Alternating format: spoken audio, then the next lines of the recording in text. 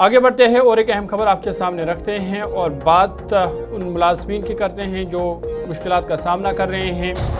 क्योंकि आर्जी मुलाजमीन है और कई सालों से इनका मुतालबा है कि इनकी मुश्किलात हल की जाए। लेकिन अब मुलाजमीन ने 12 फरवरी को यानी कल मुल्कगीर पावर इंजीनियर्स हड़ताल का बाज़ाब्ता तौर पर ऐलान किया है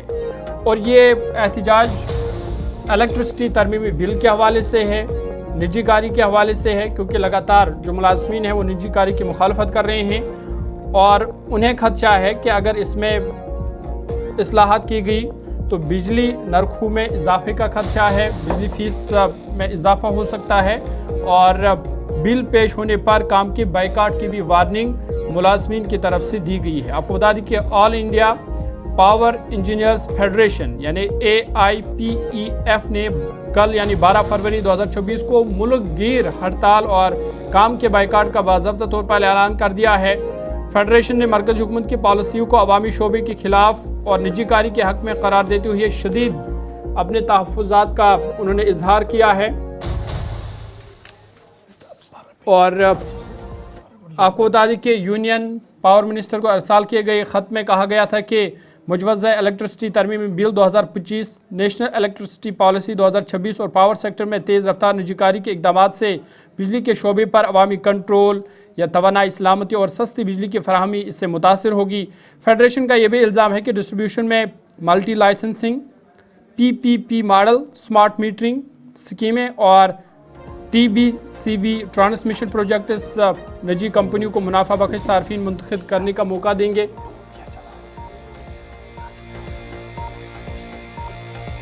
बड़ी खबर हम आपको बता रहे हैं कि कौमी सतह पर कल स्ट्राइक का ऐलान कर दिया गया है। AIPEF की तरफ से इलेक्ट्रिकल अमेंडमेंट बिल प्राइवेटाइजेशन के मामले को लेकर मुल्की सतह पर एहतजाज की कॉल दे दी गई है। इंजीनियर्स की तरफ से ये कॉल दे दी गई है और जम्मू कश्मीर के अंदर भी इस एहतजाज का असर जो है वो देखने को मिल सकता है।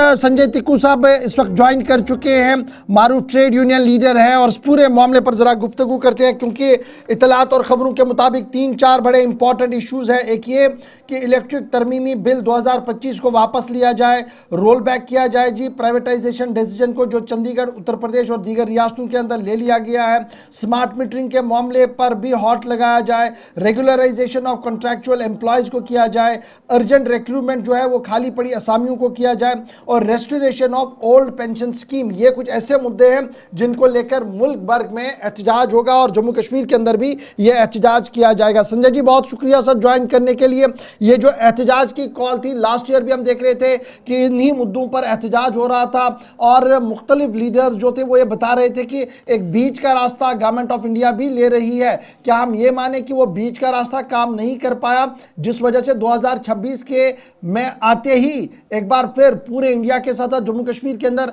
ये एम्प्लॉयज एहतजाज पर जा रहे हैं? आदाब, नमस्ते, सत श्री अकाल गौर साहब। मैं सचिन टिक्कू, JNK के ग्रेजुएट इंजीनियर एसोसिएशन का जनरल सेक्रेटरी और all India power engineers federation का वाइस चेयरमैन होने के नाते यहाँ पावर एम्प्लॉयज कोऑर्डिनेशन कमेटी का पूरा सपोर्ट जो है,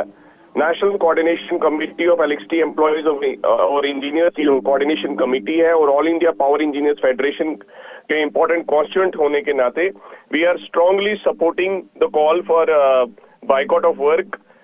स्पेशली इलेक्ट्रिसिटी अमेंडमेंट बिल जो 2025 है और नेशनल इलेक्ट्रिसिटी पॉलिसी 2026 है। वो दोनों प्राइवेटाइजेशन को पूरी तरह से इंट्रोड्यूस करने के लिए हर तरह से कोशिशें कर रही है सेंट्रल गवर्नमेंट। रिसेंटली हमारी ऑनलाइन मीटिंग पावर मिनिस्टर साहब के साथ हुई, honourable cabinet minister at the centre, उनसे बात भी हुई। उनको हमने पूरे वाजे किया कि इसमें जो आपने मल्टीपल लाइसेंसीज को इंट्रोड्यूस करने की कोशिश कर रहे हैं आप in the power distribution sector और transmission based tariff based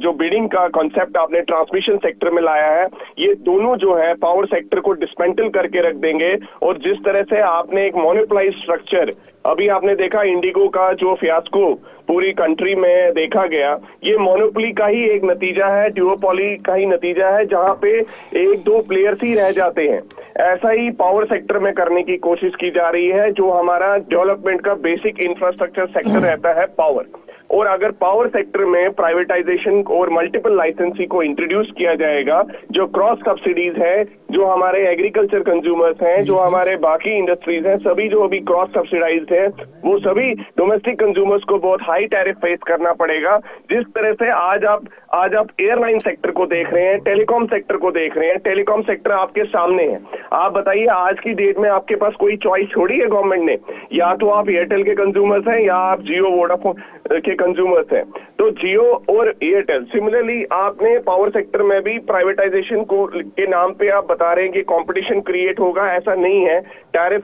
down होगा, ऐसा नहीं है। लगातार जो है हमने देखा है कि प्राइवेटाइजेशन को इंट्रोड्यूस करने के ये जो पीपीपी मॉडल्स हैं या मल्टीपल लाइसेंसीज हैं, ये पूरे देश में फेल हुए हैं। तो ये जो बातचीत चल रही थी, इसका मतलब कि यूनियन ऑफ इंडिया के साथ बातचीत सही तरीके से नहीं बैठी है, जिसके बाद ही अब ये एहतजाज की रात दोबारा से शुरू हुई है। लगातार हमारे प्रयास रहे हैं कि सेंट्रल गवर्नमेंट के साथ एंगेज हो और देश भर के जो हमारी यूनियंस हैं, हमारी कोऑर्डिनेशन कमेटी के बैनर के तले ये मीटिंग्स ऑनरेबल पावर मिनिस्टर के साथ भी हुई, लेकिन हमें बहुत सारे इंटेंशंस और ये एप्रीहेंशंस हैं कि गवर्नमेंट इसी बजट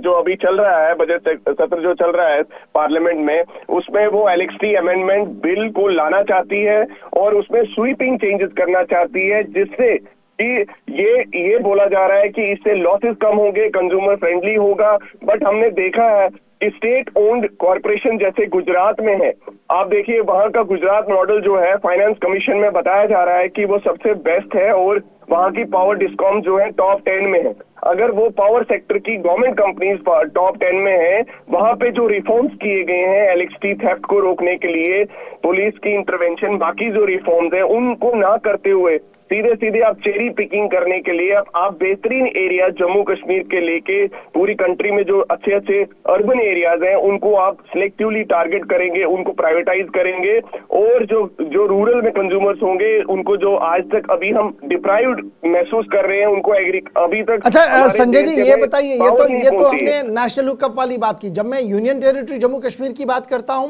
तो क्या हमारे यहाँ पर भी इसी तरीके का माहौल बन रहा है जो नेशनल हुकअप का है?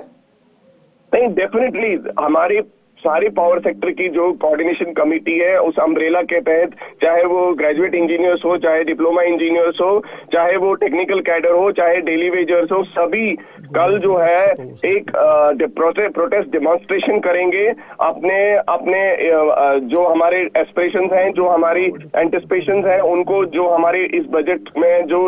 बजट सेशन में जो हमारी अप्रेंशंस हैं, गवर्नमेंट एलएक्सटी अमेंडमेंट बिल को लाने जा रही है, उसके अगेंस्ट हम पूरी कंट्री में एक नेशन वाइड मूवमेंट कर रहे हैं ताकि पूरी कंट्री में एक मैसेज आए कि